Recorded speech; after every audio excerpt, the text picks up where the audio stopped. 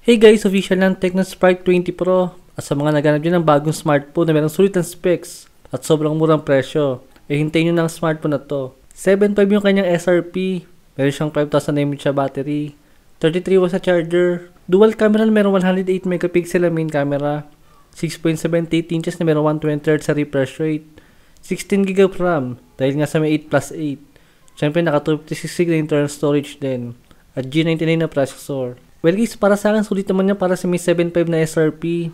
Tapos talong sulit pa ngayon pagka sa may online kay bibili. Dahil magiging less than 7K lang yung kanyang presyo. Tapos itong si Tecno Spark 20 Pro na siguro ang merong pinakamurang ganyang klase ng camera ngayong taon.